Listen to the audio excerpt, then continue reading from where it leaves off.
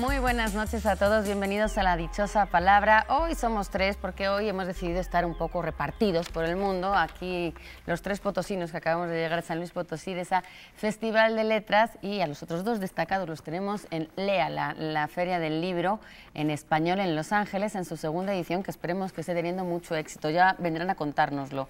Acá en la mesa, pues, tres dichosos dispuestos a dichosar con todos ustedes. Dichosa.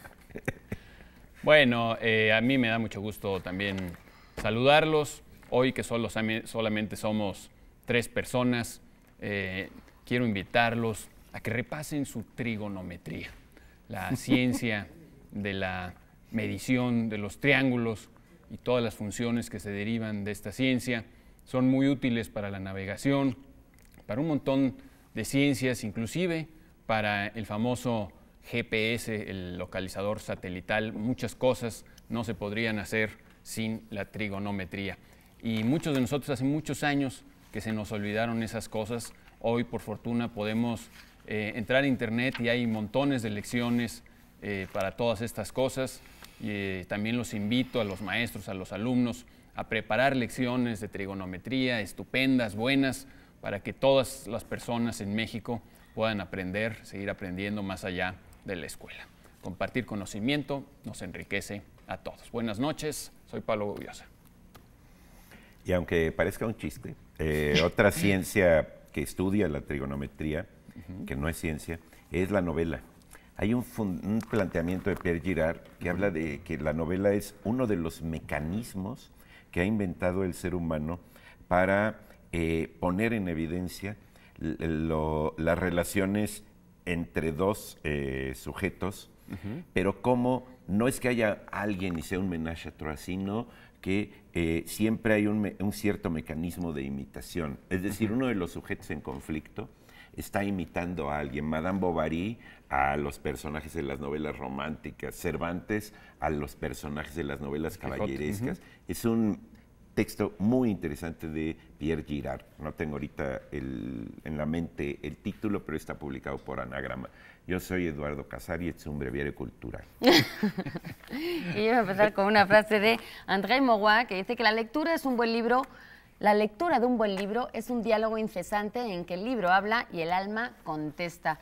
En esta semana, que además, no sé por qué este mes es muy propenso a las ferias, pues además de la de San Luis Potosí, que ya les comentamos, también está la del León, que sabemos que también se está jugando ahí el ascenso a primera, pero sabemos que también está la Feria del Libro, en el que también tenemos algunos conocidos ahí haciendo presentaciones, y esperemos que estén disfrutando también los habitantes de esa zona.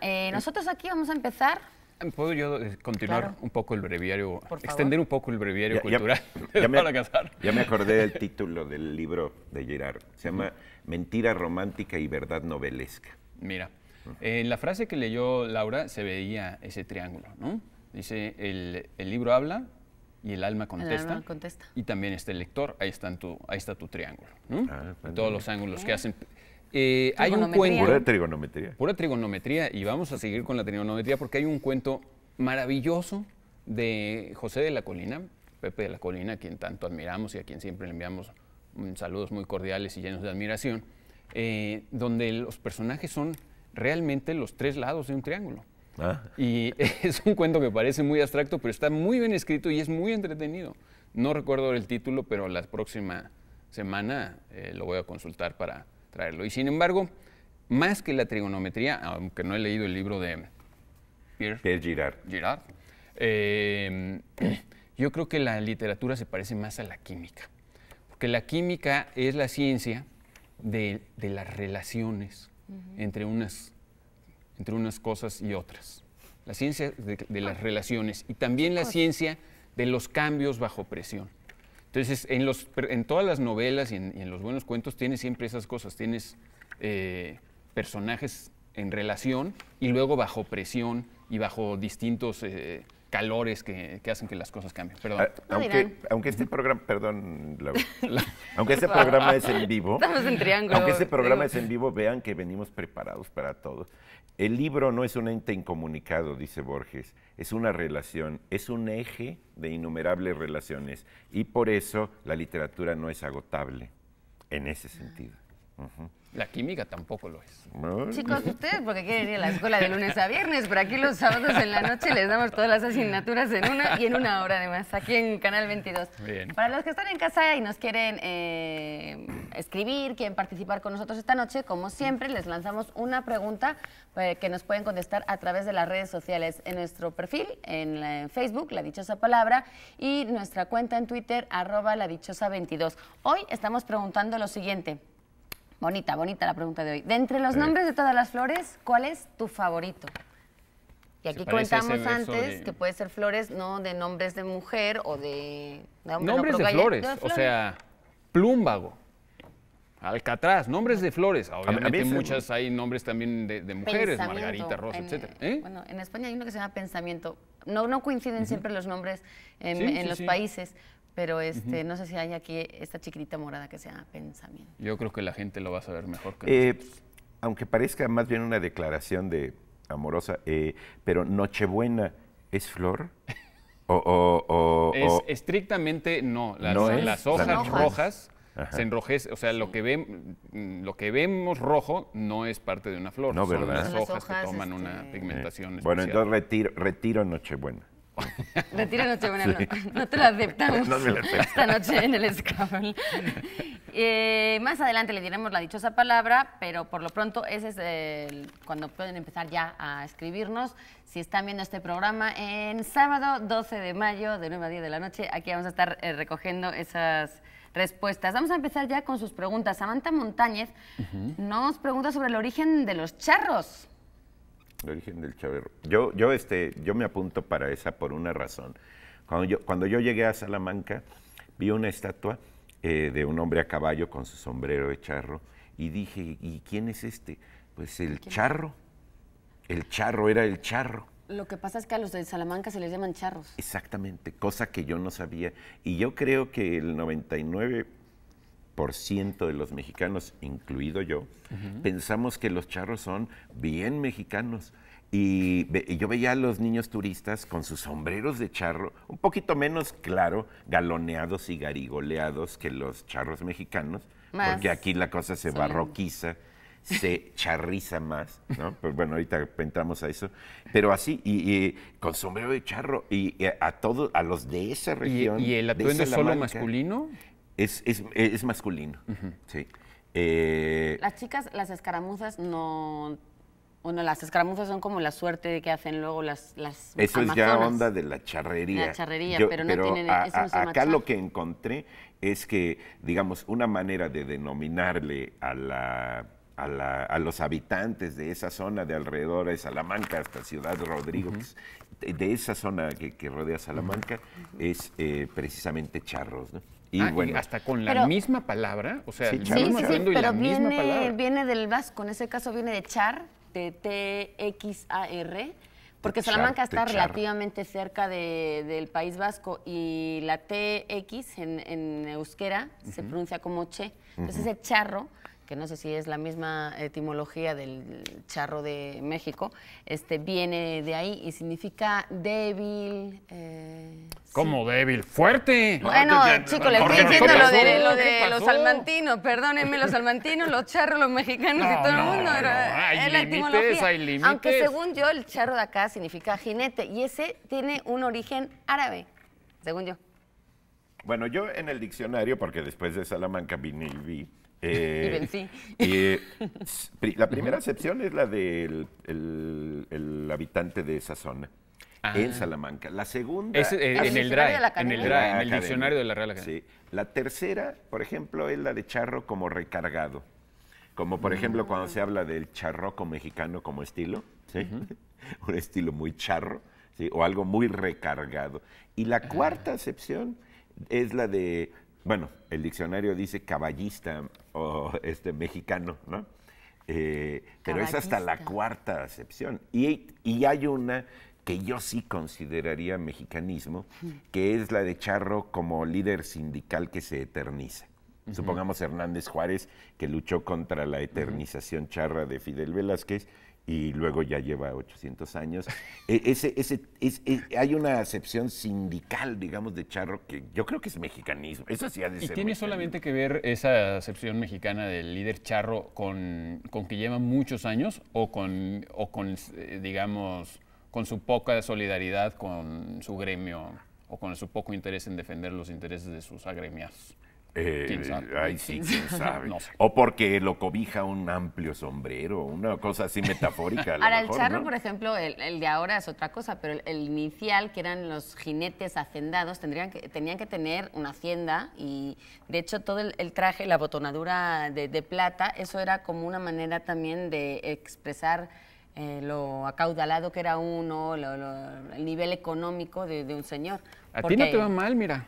Mira, Sí, mira, yo me puse hoy tu de botonadura charro. de plata. Se han creído, bien hacendada ahí esta noche. Tengo que devolverlo, eso sí.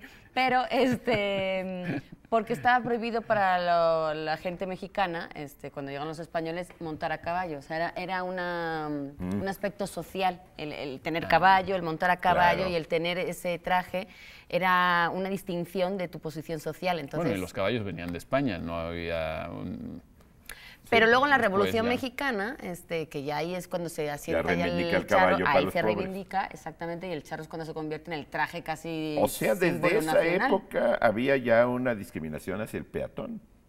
Hacia el ¿Verdad? Siempre, Hacia el de siempre a la ha pie. habido. Sí, qué Casa. impresionante. Y hay un charro en la Plaza Mayor de Salamanca, hay una serie de medallones donde está Hernán Cortés, el Cid, Carlos V, Francisco Franco, que amanece muchas veces con pintura roja de sangre.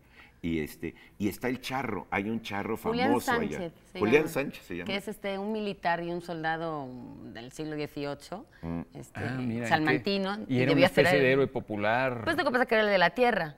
Digamos que Salamanca es muy famosa por su universidad y por su movimiento cultural, pero digamos que no tuvieron tantas hazañas bélicas y en ese caso él sí fue uno de los destacados en el Está siglo XIX. interesante eso, ¿verdad? Lo de Es los el charros. charro, mira, Julián el charro cantor, Sánchez. ¿dónde te lo Ahora, encuentras? ya el desarrollo mexicano con la charrería ya es otra cosa, ¿eh?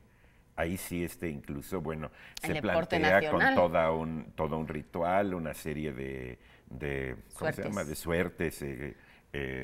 Y los ya símbolos, ¿no? fijas, Está la reata, la espuela, sí. ¿cómo se llaman las...? Jorge Negrete. ¿Cómo se llaman? Espuelas. No, con lo que se cubren las piernas. Se me fue ahora la palabra, pero se la digo al rato. Como Es- chaparreras que les esas llaman. chaparreras, Algo así, pues. esas.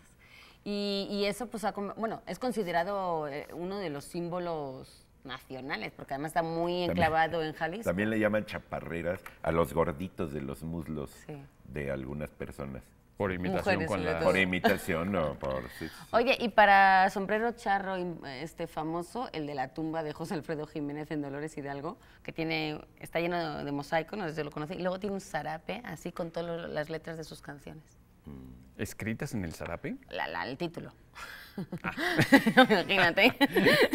No, Con pues es que mosaiquitos. Rey Bradbury hizo El hombre ilustrado. A lo mejor existe el zarape ilustrado con todas las letras Estaría muy bien. las canciones de Les invitamos José a Alfredo. que... Bueno, vámonos Muy a la bien. dichosa palabra de esta noche que reza así. Pueblo originario de una zona del norte de Europa que se extiende por Rusia, Noruega, Suecia y Finlandia, limitante con el océano glacial ártico. Se dice que en su idioma tienen cientos de nombres para referirse a la nieve y a los renos. Esa es nuestra dichosa palabra y al ratito les vamos a decir los libros que estaremos regalando esta noche. Mientras aquí seguimos con esta pregunta de Montserrat Rivera, que nos pide hablar sobre la literatura y la promoción de los valores. Jugosa. Bueno, yo no sé. Está bien, dices, Pablo. Yo creo que ahí hay un equívoco muy extendido respecto a que la literatura sirve para promover los valores. Yo creo que si sirve, sirve para otra cosa, pero no exactamente para promover su los función. valores. Y tiene que ver con una idea a veces un poco ingenua de que no hay conflicto entre lo que es bueno. Si la literatura es buena, pues debe promover los valores. Y es una idea un poco ingenua de la vida. En la vida real hay conflicto muchas veces entre cosas muy buenas. Yo creo que un libro puede ser estupendo, y no promover en absoluto los valores, sino quizás hasta lo contrario, ser una crítica a valores sociales muy importantes en los que uno mismo puede incluso creer. Y pienso, por ejemplo, como un ejemplo de esto, en estos concursos que a veces patrocinan los institutos federales del país, electorales, pero los institutos federales, los institutos electorales del país, donde hacen concursos de literatura para promover los valores democráticos, por ejemplo, literatura que promueva la solidaridad, la participación ciudadana, etcétera, etcétera. Y la realidad es que en los buenos libros es muy difícil, a veces es imposible, encontrar esos valores que son importantes socialmente, pero que no son importantes para escribir buenos libros. Muy interesante ese planteamiento. Lo que pasa es que la literatura planteada en relación con los valores se plantea primero, para ponerle en un esquema, primero la moraleja y luego inventen fábulas a partir de la moraleja. ¿Sí? Es muy bueno ser muy trabajador, etcétera, para ahorrar por el invierno. Ahora encuéntrense una hormiguita que haga eso, ¿sí? Y que se burle de la cigarra que está cantando, ¿no? Es decir, el planteamiento es al revés. Ahorita que tú lo dices, me quedé pensando en, por ejemplo, Madame Bovary. ¿Cuáles son los valores que promueve Madame Bovary? Pues es una obra desoladora, ¿no? Desoladora. Y la protagonista es una mujer, la mujer... a la que no nos queremos parecer nadie. Nadie se quiere parecer a esa mujer que es ni al esposo, odiosa, ni al amante, fría, ni al narrador. De hecho, hay mucha literatura que promueve el adulterio, los robos. A lo mejor no son valores como una y tal, otra vez pero te lo encuentras cosas. así. Es que la literatura no tiene que ver con los valores, la literatura tiene que ver con la verdad. Y eso es muy distinto. Por ejemplo, a ver. otro ejemplo, Romeo y Julieta. Morir de amor. No, Romeo y Julieta es interesante porque Shakespeare empieza planteándote una situación de dos familias, pues las dos con los valores de la época, todas muy loables, con gran prestigio, las dos familias, bla, bla, bla. Y no hay un solo personaje malintencionado en toda la obra. No hay malos en Romeo y Julieta. Y miren lo que acaba. Acaba en gran tragedia, ¿no? En gran tragedia. Y así es más, empieza, porque Shakespeare tiene incluso el talento de decirte en un soneto al principio de la obra, esto va a pasar, se van a acabar muriendo Romeo y Julieta. Para que se quiera quedar a leer, que lo haga conscientemente. Esto va a pasar. Y ya sabes que va a pasar. Y no encuentras a nadie malintencionado, nadie echando cizaña. No hay malos. Y eso es tremendo, porque está diciendo una verdad espantosamente cierta, que no nos gustaría que fuera cierta, y que quizá no nos gustaría como lección moral para nadie. Y esa verdad es, no se necesita que haya malos para que las cosas salgan muy mal, trágicamente. Pero eso sí son enseñanzas más que valores. Es como la realidad pura y dura. Un valor que promovería Romeo y Julieta es el de la comunicación. Con teléfono celular no habría pasado nada de eso. Creo que era un artículo periodístico, creo que de José Luis Martínez o de Gil Gámez, no me acuerdo de quién, que decía si existiera el texting o el o el Facebook, Twitter, así, le hubiera mandado Julieta un mensaje que dijera, me hago la muerta, no hagas tonterías, beso, ¿no? Y entonces no hubiera parado. Y Romeo, claro, de hecho, si hubiera entendido, también hay que entender el mensaje. Los escritores de telenovelas, yo he tenido el privilegio de tratar con algunos, sufren mucho porque con toda esta comunicación moderna es muy difícil que ocurran esos grandes malentendidos que le daban tanto sabor a los viejos melodramas, ¿no? Es muy sencillo, lo que hacen es crear una época, una convención ficticia. Por ejemplo, ahorita en Abismo de Pasión no tienen teléfonos, entonces no tienen celulares. A pesar de que todo transcurre en la época actual, los teléfonos son de esos negritos de disco. No. Sí. Pero es actual. Sí, es actual, la época es actual, la medicina es actual. Hacen análisis genéticos de paternidad y cosas así. Pero nadie tiene celular. Eso es fantástico. Bueno. Es que eso facilita enormemente las cosas para el escritor, porque de otra forma es muy complicado. Sí, pero es una falta de verosimilitud. Ahí tienes al espectador verosímil. cuestionando siempre, así, ay, eso no puede pasar, porque ¿por qué no lo avisó? Bueno, pero el chiste también, no solo de las telenovelas, de todos los géneros literarios, y creo que incluso más que de las telenovelas, de la poesía, me atrevo a decir esto, y del teatro, es creértela. Tú de antemano tienes que mostrar una voluntad de me la voy a creer. Si no tienes esa voluntad de me la voy a creer, de verdad los poemas son ridículos, las Hay obras de teatro son todas una frase teórica falsas, de un teórico que dice que es un contrato de suspensión de incredulidad. Exactamente, eso es. Y Muy no buena está mal, frase. no está mal. Sí, sí, es absolutamente indispensable. Si tú no firmas ese contrato de entrada, no te la crees. No, Pues, vas a vivir claro que no te la crees. decepcionado toda la vida, además. Bueno, pues, Oye, pero hablando de otra de los valores de la literatura, yo una cosa que querría mencionar es la ideología que está, se ve como mensaje subliminal dentro de la literatura o de cualquier texto, porque, por ejemplo, en libros de texto infantiles, sobre todo, que es donde yo he hecho más ese estudio, se podía ver cómo se estaba educando a través de los textos y cómo se estaba, sobre todo, predisponiendo a los chavos con una serie de cosas. En los libros de texto, en los cuentos, todos los papás siempre arreglan los coches y leen el periódico, todas las mamás siempre están haciendo la comida, y los van a recoger a la escuela, todas las mamás son rubias, estupendas, preciosas, esbeltísimas, no hay calvos, no hay lentes, no hay gordos, entonces eso, de alguna manera, no es que sea una comunicación de valores, pero sí creo que vas ahí como dejando una información que va quedando en el cerebro de los niños. Es que claro. inevitablemente cualquier obra tiene cargas ideológicas y valorativas. Ahora, el chiste es que esté bien hecho el asunto. Yo soy responsable, junto con la Velasco, Alma, de un librín que se llama Buscoso Bosquiento, que nació como una aplicación práctica de la literatura, es decir, nació a partir de unos guiones radiofónicos que se llamaba Consumo Misterio. Entonces a nosotros nos daban, por ejemplo, un tema, conservación del agua, consumo de jitomate, lavar las verduras, cosas así, y a partir de ahí organizábamos la historia, ¿sí? El chiste era hacerlo de tal manera que no fuera la historia una simple y arbitraria ilustración de una moraleja, ¿sí? Del punto de llegada valorativo, ¿sí?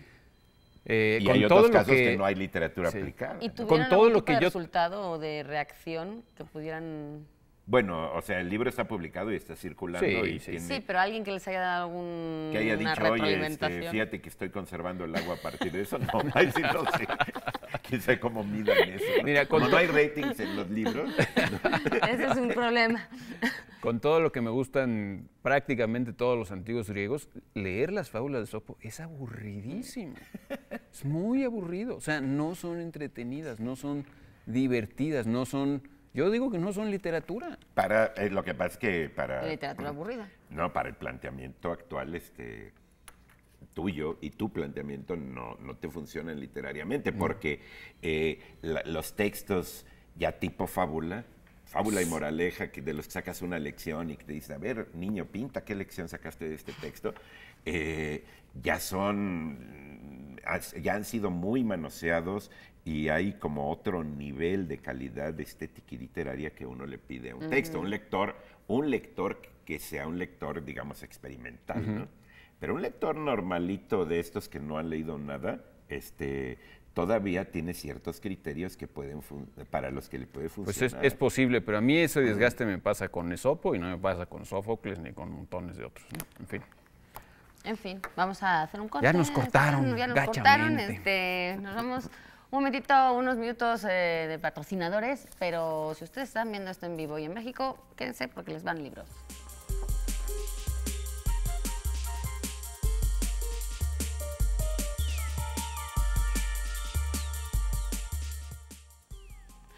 Para todos aquellos que nos están viendo y que nos digan cuál es la dichosa palabra de hoy, que responde a la definición pueblo originario de una zona del norte de Europa que se extiende por Rusia, Noruega, Suecia y Finlandia, limitante con el océano glacial ártico. Se dice que en su idioma tienen cientos de nombres para referirse a la nieve y a los renos. Escríbanos, llámenos para llevarse, entre otros, estos libros, Pablo. Esa palabra en la que usted está pensando no es, ¿eh? Frío, frío. Frío, frío.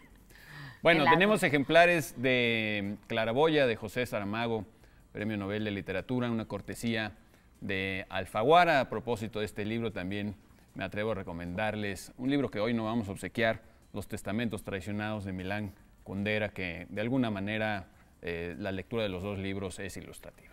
Muy bien.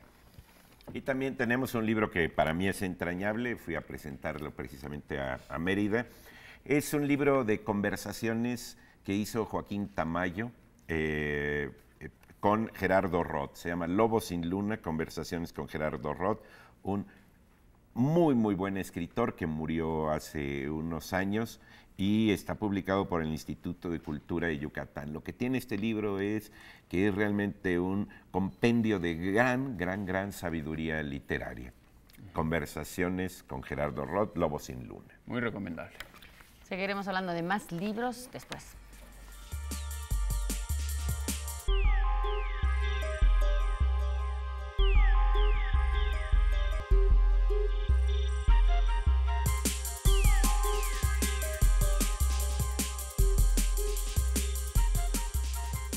Continuamos aquí en La Dichosa Palabra esta noche en la que el Canal 22 envió como embajadores de este programa. De la paz.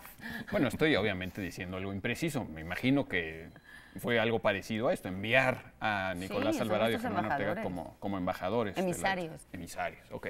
A Los Ángeles, un lugar en el que existe hoy esta feria del libro famosa, la Feria del Libro de Los Ángeles, su segundo año.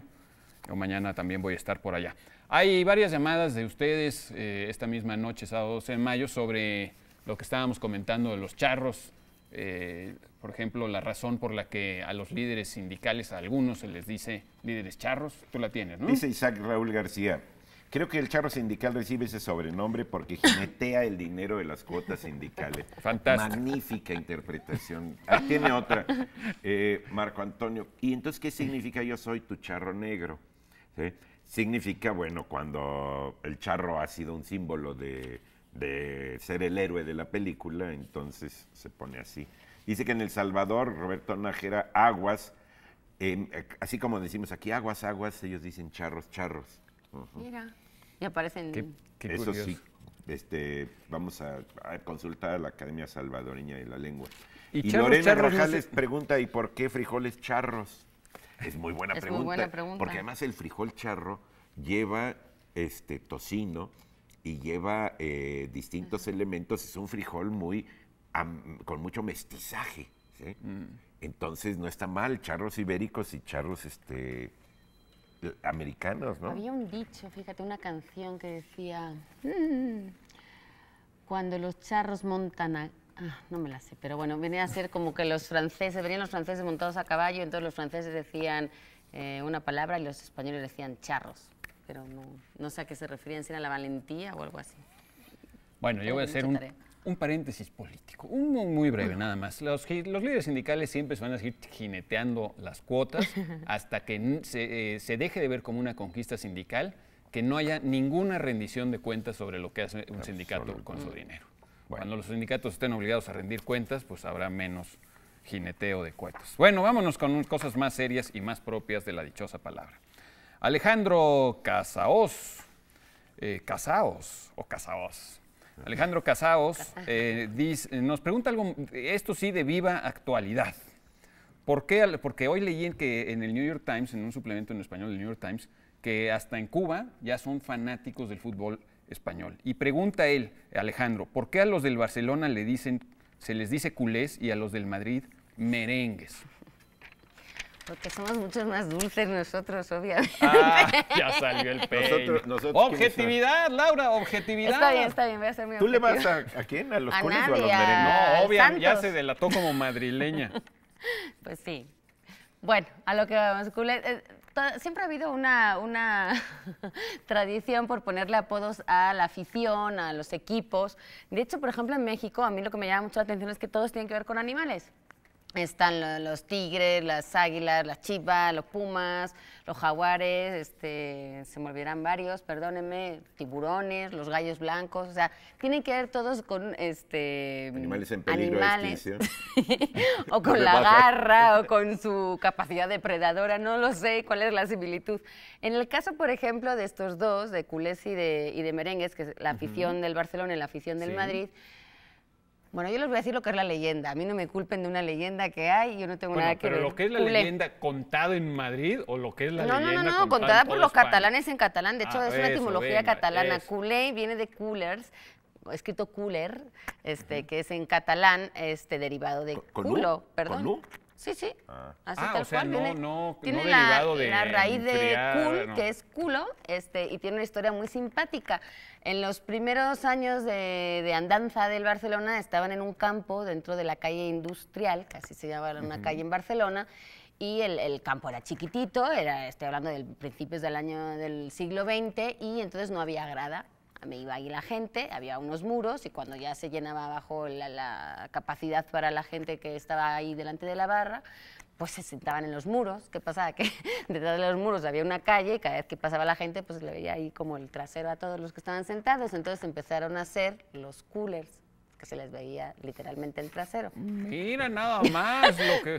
Es una leyenda, es viene una uno a historia saber muy... es la- También existe una leyenda muy mexicana acerca, si no me equivoco, de los tepanecas, que se dice que el origen etimológico de la palabra es también que tienen las nalgas muy fuertes, que los nahuas hablaban despectivamente de los habitantes de Azcapotzalco, a los cuales conquistaron en el mundo prehispánico antes de que llegaran los españoles, y despectivamente les decían, pues básicamente, indios nalgones, digámoslo así, ¿no? Pero Pues bueno, es en una este caso... característica, no supongo, del grupo cultural. Sí, ahora en este caso no es despectivo, ¿no? No, Es no, a mí me simplemente parece se muy les simpático, veía, porque ¿no? además luego No, lo que porque pasó es además que a en los España, 26... culo no es una palabra... No, no es trasero, yo dije No, trasero no. tal cual. De hecho, muy- yo recuerdo en España una vez un anuncio de pañales y decía el anuncio literalmente de pañales no sé qué para que su culito no se roce, ¿no? Claro, pero es eso, el de los totalmente- bebés es culete. ¿Eh? Es culete, el de los bebés no es culo, es culete. Ah. Pues qué cariñoso. Qué cariñoso. Eso. Bueno, el caso es que les gustó tanto ese apodo, incluso a los propios barcelonistas, que cuando ya se cambiaron al campo que hicieron luego en el 26 en Le Corts, se siguieron llamando ellos culés porque les gustaba. Y luego cuando hicieron ya el Camp Nou, el de ahora, en su primera versión, pues antes de ser ampliado, en el 57 creo que era, se siguieron llamando culés. Es porque decir, les gustó. ¿hay un viejo campo nuevo? ¿Un viejo camp, no? Sí. Un viejo campo. ¿No? ¿Sí? No, más bien ese era el viejo campo y cuando ya se fueron al nuevo fue el Camp Nou. Ah, ok. Por eso, Ahí solo hay un nuevo, ahí nuevo. hay el viejo y el Ok, nuevo más. ok. La historia de los Oye, merengues Se les veía es el mucho merengue en menos... la misma barda. es mucho menos divertida en este caso, porque tiene simplemente que ver con una alusión a la vestimenta. El Madrid siempre va de blanco, es completamente de blanco, y había un periodista que se llama Matías Prats, que era comentarista deportivo. Se le conocía por los partidos de fútbol, por las tardes taurinas y porque era la voz del Nodo, que eran estos noticieros documentales que había en la época de Franco para dar cuenta de todos los eventos que había. Era obligatorio verlo en los cines antes de empezar una película. En los trailers que hay ahora, bueno, pues ahí era el Nodo y había una voz oficial ¿Cómo? que era Matías Prats. Aquí era el Notimex, no, noticiario. Mundo al instante. El noticiario continental con Para que Demetrio, todo el de mundo Demetrio viera lo Bilbao. mismo, entendiera lo mismo y pensara lo Eso sí. mismo. Bueno, pues entonces él empezó a narrar estos partidos de fútbol y empezó a hacer estas similitudes con la vestimenta. Entonces así, por ejemplo, en Madrid era merengue, porque el merengue, dulce, Es blanco. azucarado, es blanco. Había otros, por ejemplo, los del Atleti, los que acaban de ganar la Euroleague, eran los colchoneros, porque los colchones en esa época tenían unas franjas rojas, o sea, eran qué grises bonito, con qué franjas Que se rojas. hubieran puesto en vez de merengues los blanquillos para que hubiera más consonancia La nieve. semántica entre culetes y blanquillos, ¿no?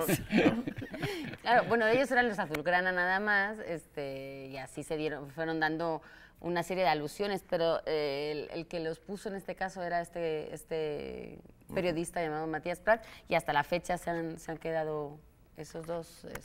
Ahora, merengue también es el baile. En España también el merengue es el baile. Pues es este ritmo, ¿no? Que es como más caribeño. Universalmente famoso. República Dominicana, Haití, todos estos son los que lo extendieron al mundo. Y no sé si tiene más alusiones. Merengue, que muchos dicen que la palabra viene de la misma, de merienda. Merere, que es merecer. Merecer. Los de ahí niños viene que se merienda. portaban bien tenían Los soldados, merienda con los merengues. soldados, exacto. Al principio era una cuestión militar. Los soldados que habían terminado el día y que habían hecho toda la instrucción llegaban y eran merecedores de una especie de comida rápida a media tarde, la merienda. Y esa era- El mérito. De hecho, emérito también viene de ahí, meretriz, viene también de esa raíz, porque es lo mismo la que cobra por un trabajo con el que se gana la vida, es que merece, digamos, Apelativo. pago. No, pago. Ahora Meretriz la- es qué una palabra, curioso. emérito, mérito. Todas vienen, y merienda vienen de lo mismo. Ya hablando de merengue, ya que andamos en eso, la versión, digamos, de mestizaje, como los frijoles charros, el equivalente a los frijoles charros en merengues en México, son muchos, los merengues tienen cierto ingrediente de pulque. Ujú. Ah, sí. ¿A poco? Sí, hay un cierto toque de eso en alguna región en merengues mexicanos. A veces le ponen anís también, ¿no? Ujú. Sí, es interesante. Para que Muy bien. bailes mejor. Bueno, vámonos a la pregunta especial que ya nuestro productor, él tiene más prisa, nos está recordando que estamos haciendo un programa de televisión. Sí, ahí vamos, ahí vamos.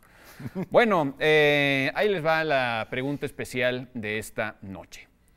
Señora ama de casa, convierta usted en fuerza motriz la vitalidad de sus niños. Venga. Así comienza uno de los comerciales más entretenidos y más elocuentes de la literatura mexicana. Juan José Arreola habló de las bondades de un producto que, según él, es un aparato moderno, durable y digno de confianza, y todas sus coyunturas son extensibles. Díganos el nombre de ese aparato cuya publicidad escribió Juan José Arreola. ¿Mm? ¿Sí? bueno. ¿Está bueno? Y Vamos a un corte. vamos a un corte y regresamos después de estos anuncios de nuestros valientes patrocinadores.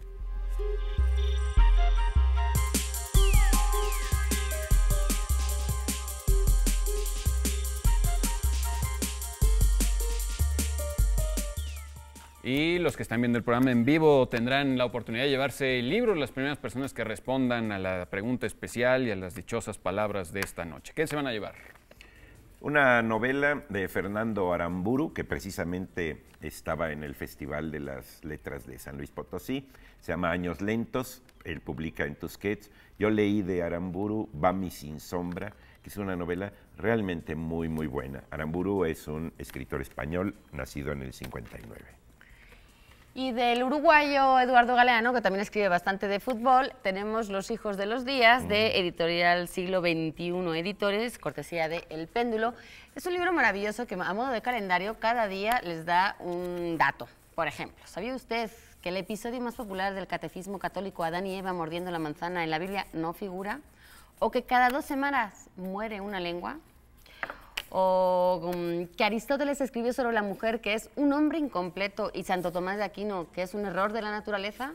Interese de todo esto en este. Bueno, vamos a hacer una pausa.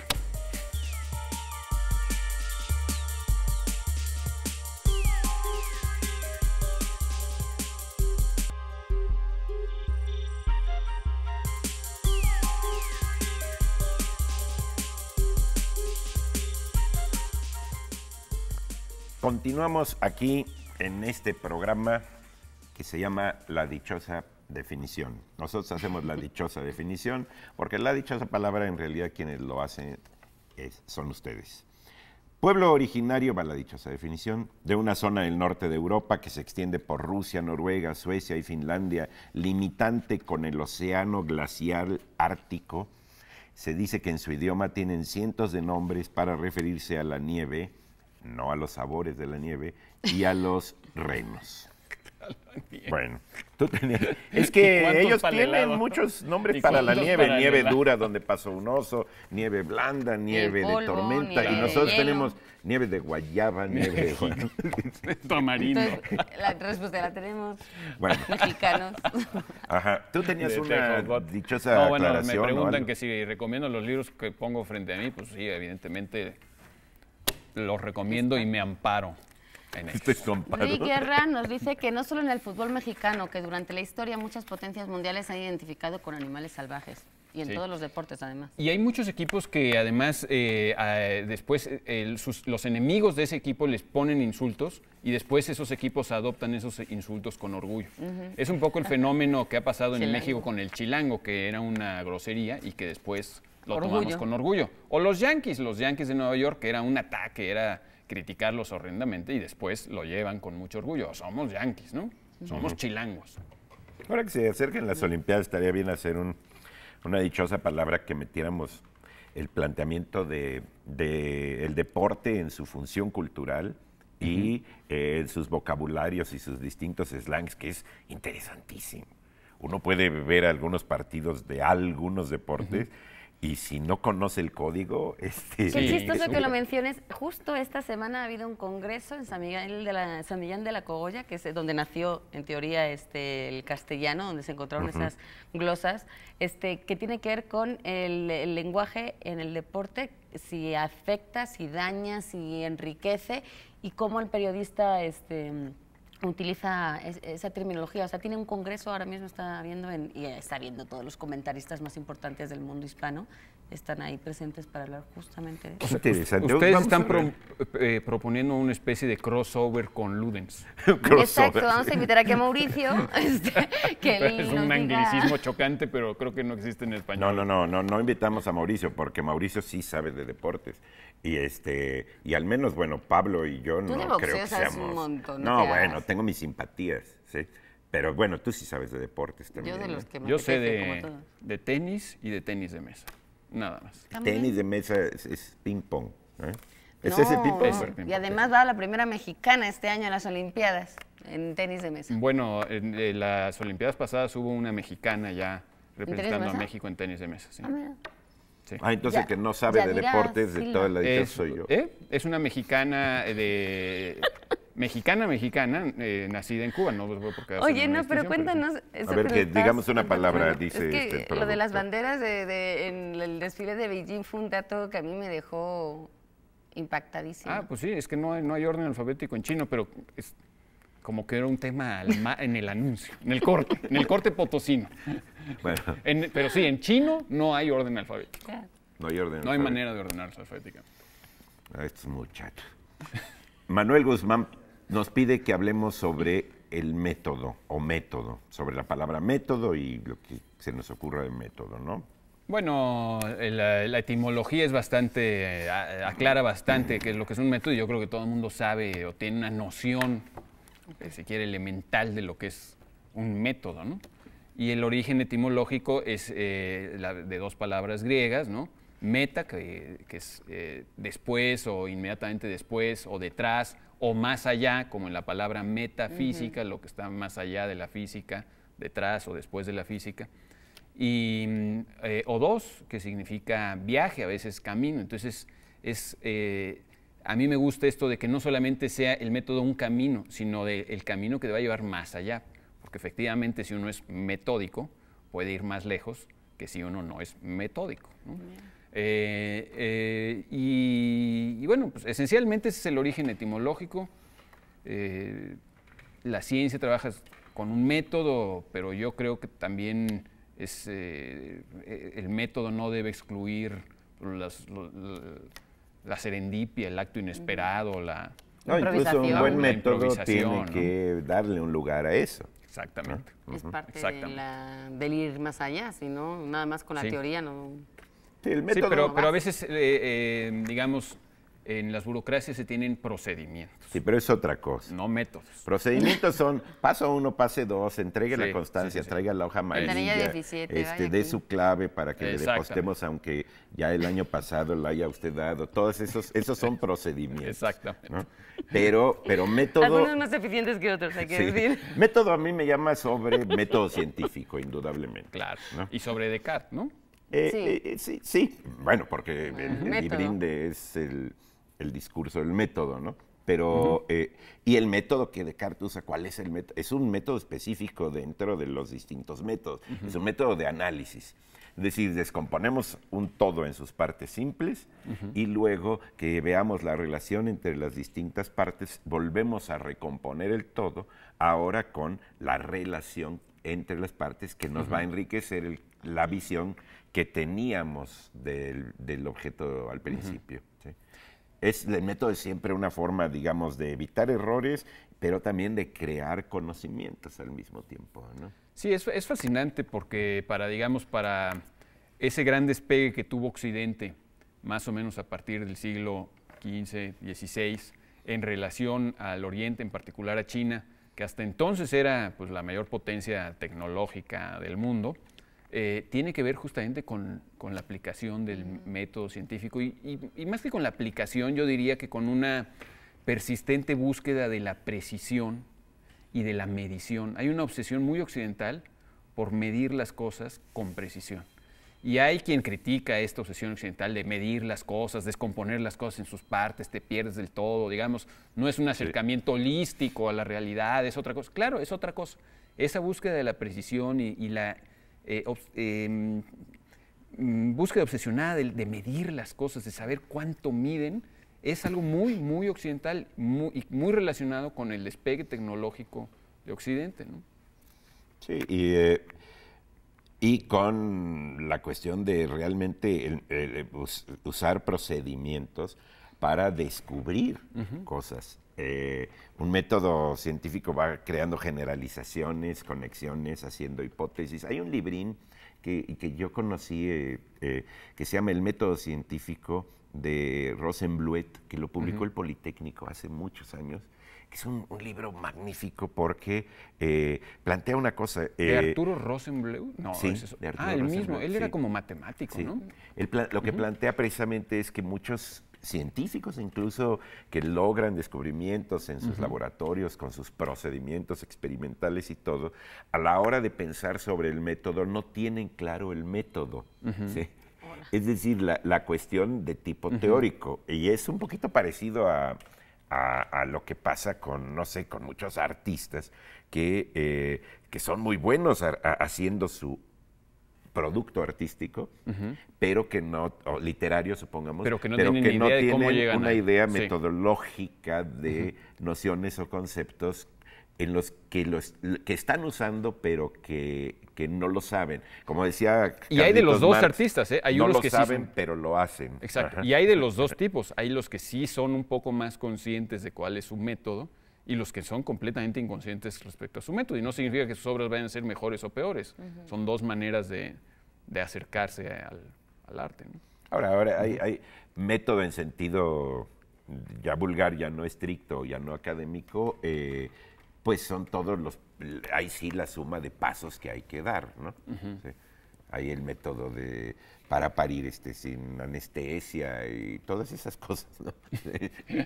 Es otro. Método Bueno, anticonceptivo. Que vamos a un corte, Un creo, corte, un ¿verdad? corte. Ya, Bueno, sí. vamos a un corte.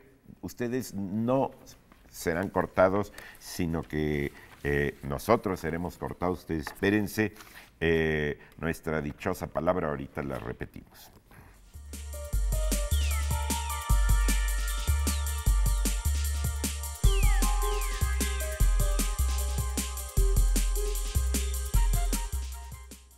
Pueblo originario de la zona que limita con el Océano Glaciar Ártico. Tienen muchos nombres para la nieve y los renos. Vamos a regalar. Tenemos del chiapaneco Saúl López de la Torre, La Casa de Bambú, una historia de agravios y rebeliones, que es la primera novela de este articulista, periodista de ediciones Cal y Arena. Y también tenemos ejemplares de esta colección ilustrada de libritos de Editorial Trillas, con el capítulo dedicado a el Porfiriato en la colección Bicentenario.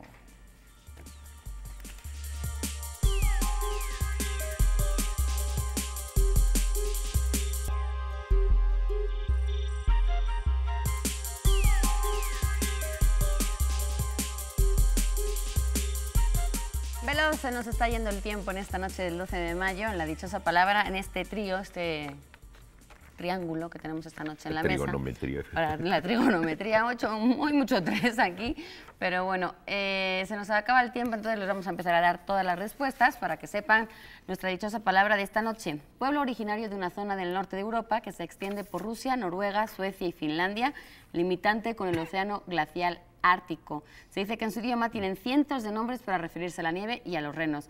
Estábamos refiriéndonos, por supuesto, al Lapón o Sami. Este era ese pueblo al que nos referíamos esta noche. La pregunta especial: señora ama de casa, ¿convierta usted en fuerza motriz la vitalidad de sus niños? Así comienza uno de los comerciales más entretenidos y más elocuentes de la literatura mexicana. Juan José Arreola habló de las bondades de un producto que siempre, según él, es un aparato moderno, durable y digno de confianza, y todas sus coyunturas son extensibles. Estábamos buscando el nombre de este comercial que les acabamos de hacer, era Baby HP. ¿Cuál era ese aparato? Sí, el Porque yo Baby no- Horsepower. Horsepower. Sí, ni madre un mía. cuento llamado así, Baby HP, de Juan José Arreola, muy entretenido. Hay que releerlo. Cual charro, y si los pueden en niños. voz alta, porque es una literatura muy disfrutable. ¿Nombres de flores? No. Y luego les preguntábamos, bueno, todos estos eran a partir del correo electrónico y de las llamadas, pero ya por Twitter y por Facebook recibimos nombres de flores bonitos, favoritos, por lo que sea. Violeta, dalia, crisantemo, astromelia, qué bonito, astromelia. Astromelia, qué bonito. Sí, gerbera, magnolia, jazmín, muchos otros, ¿no? Aquí tenemos también hortensia de Eduardo Núñez, magnolia de Cosme Álvarez, la flor de calabaza en quesadilla de Juan Ramírez, cannabis sativa de un anónimo, pero no es flor, y nardos y azucenas. Cempasúchil, bien bonito, Mira, claro. petunia, ave de paraíso, sakura o flor de cerezo, dice, una imagen poética instantánea. Gracias. Saludos cariñosos para Pablo. Y bugambilia, no sé si la mandó Mariano. Sí, En casa de su abuela, Amor de un rato de Anaí, o el no me olvides. No sé. Ya nos vamos. Ya nos vemos el próximo sábado a las 9 de la noche en Canal 22, repeticiones por ahí en las madrugadas del domingo y del martes. Aquí estamos Pablo Bullosa, Eduardo Casar Y Laura García. y los demás llegarán esta semana. Nos Hasta la platicarán semana. qué hicieron. Suerte, buenas noches. ¿Y qué no hicieron? ¿Qué no hicieron esos chamacos? No, hombre, te imaginas a Germán.